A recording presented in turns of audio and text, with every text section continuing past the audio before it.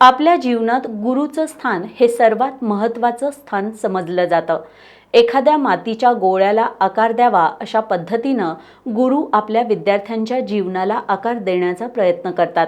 आज गुरुपौर्णिमेनिमित्त या गुरुजनांबद्दल अनेकांनी कृतज्ञता व्यक्त केली. भुदरगड तालुक्यातील वाघापूर इथल्या श्री विठ्ठल बिरदेव सिद्धनाथ दरबारमध्ये गुरुपौर्णिमा उत्सवाची सुरुवात सकाळी श्रींच्या अभिषेकानं झाली. त्यानंतर सकाळी पाद्यपूजन, नामस्मरण, जप आणि ध्यान संपन्न झाले. सकाळी 10 वाजता पारंपरिक वारंग आरती झाली. यावेळी कृष्णात डोणे महाराजांच्या दर्शनासाठी भाविकांनी मोठी गर्दी केली होती.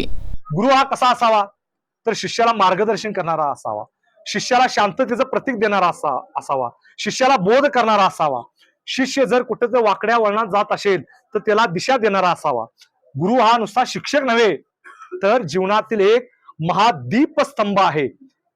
गुरुनं तेल व्हावं आणि शिष्यानं ती वात होऊन जीवनामध्ये पेटावं.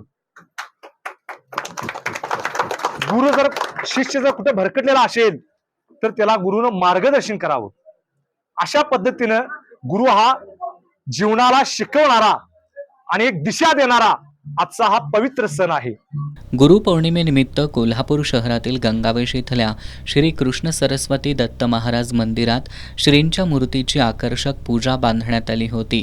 सकाळपासूनच या ठिकाणी होम हवन तसंच धार्मिक विधी सुरू होते. आझाद चौक इथल्या श्री दत्त भिक्षालिंग मंदिरात आणि कोटीतीर्थ तलावानजीकच्या श्री स्वामी समर्थ सेवा केंद्रात श्री स्वामी समर्थांची आकर्षक पूजा बांधण्यात आली होती. यावेळी भक्तांनी दर्शनासाठी गर्दी केली होती. कणेरी इथल्या Shri Kadsiddheshwar high school and junior कॉलेजमध्ये गुरुपौर्णिमेनिमित्त पालक पाद्यपूजन कार्यक्रम आयोजित करण्यात आला होता. यावेळी अदृश्य काडसिद्धेश्वर महास्वामी यांचे गुरुबंधू स्वामी अभयानंद आणि स्वामी सेवानंद यांची उपस्थिती होती. यावेळी 10वीतील सुमारे 200 विद्यार्थ्यांनी आपल्या पालकांचं पाद्यपूजन करून कृतज्ञता व्यक्त केली. कणेरी, कणेरीवाडी, नेरली, तामगाव, गोकुळ शिरगाव, कोगेल खुर्द आणि कोगेल बुद्रुक परिसरातील विद्यार्थी आणि पालक यावेळी उपस्थित होते.